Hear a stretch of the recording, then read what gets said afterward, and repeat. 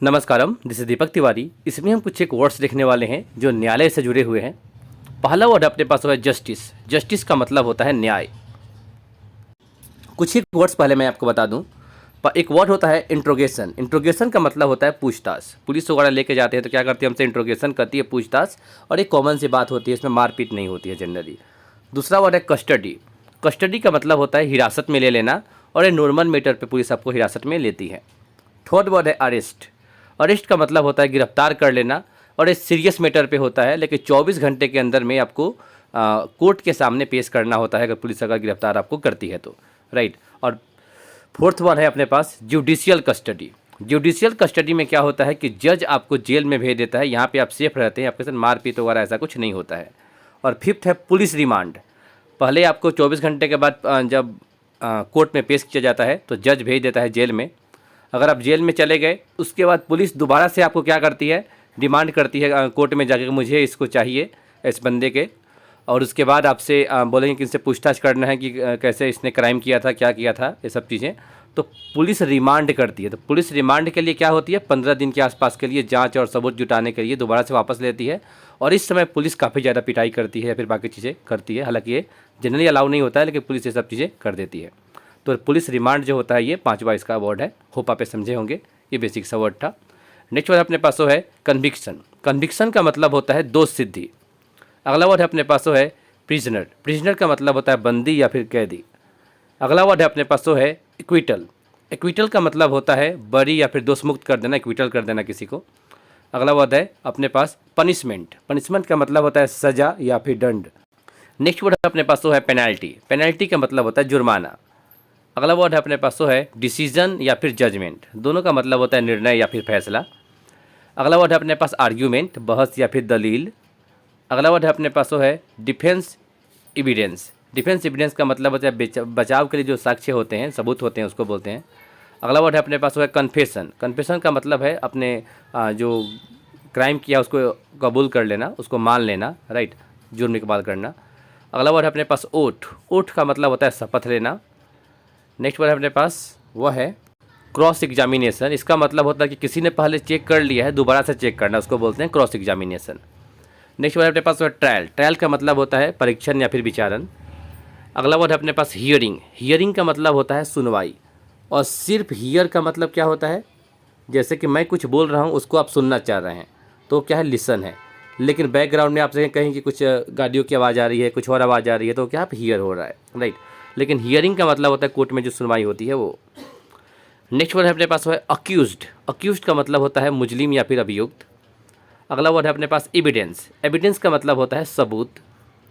अगला वर्ड है अपने पास टेस्टिमोनी। टेस्टिमोनी का मतलब होता है गवाही, और गवाही देने को बोलते हैं अटेस्ट, ATTEST, अटेस्ट। अटेस्ट मतलब गवाही देना। अगला वर्ड है अपने पास है हियरिंग यानी सुनवाई। अगला वर्ड है अपने पास अक्यूज्ड यानी कि मुजरिम अभियुक्त, हमने कर लिया। एविडेंस यानी कि सबूत या फिर साक्ष्य।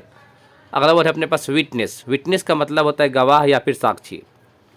अगला वर्ड है अपने पास चार्ज। चार्ज का मतलब होता है इल्ज़ाम या आरोप लगना, बोलते हैं कि इसके ऊपर ये चार्ज लगा हुआ है, मतलब ये चार्ज लगाएगा, लाइक दैट।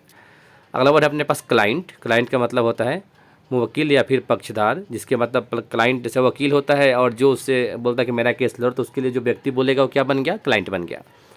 अगला वर्ड अपने पास है लिटिजेंट। लिटिजेंट का मतलब होता है वादकारी, मतलब जिस जो बातचीत करता है उसके बारे में। नेक्स्ट वर्ड अपने पास है विक्टिम। विक्टिम का मतलब होता है पीड़ित।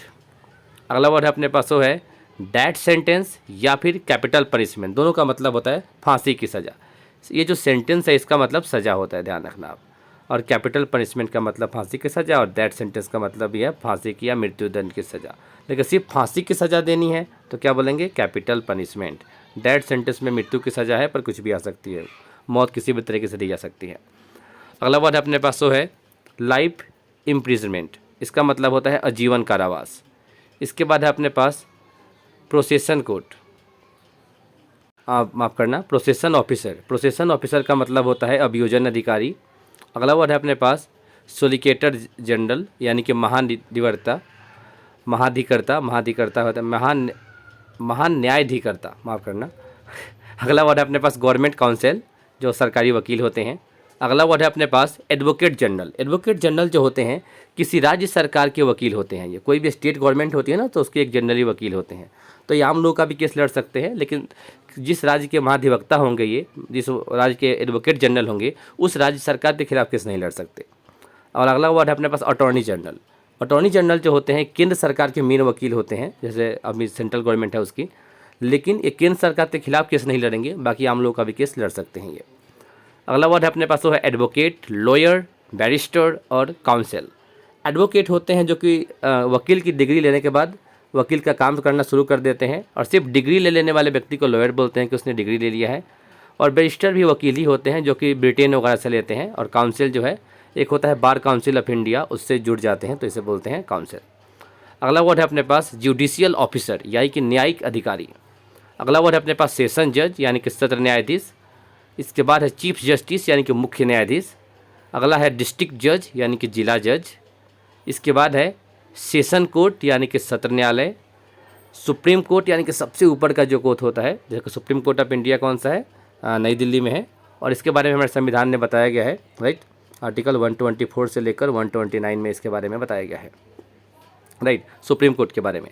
और हाई कोर्ट जो वगैरह है, राइट, जो हाई कोर्ट होते हैं, सुप्रीम कोर्ट के बाद हाई कोर्ट आएगा, राइट। ये जो हाई कोर्ट है इसके बारे में भी हमारे संविधान के आर्टिकल 280 में बताया गया है। तो हर भारत में 25 राज्यों में है इस समय। हालांकि भारत में 28 राज्य हैं, लेकिन 25 राज्यों में आपको हाई कोर्ट मिल जाएगा। नेक्स्ट वर्ड अपने पास डिस्ट्रिक्ट कोर्ट यानी कि जिला न्यायालय, लगभग देश के सारे जिलों में मिल जाएंगे। अगला वर्ड है अपने पास कोर्ट यानी कि न्यायालय और अदालत बोलते हैं। लॉ यानी ये कानून और विधि, और जस्टिस मतलब इंसाफ। तो चलिए मैं वीडियो यहाँ खत्म करता हूँ, मिलते हैं नेक्स्ट वीडियो में। Till there bye bye and take care.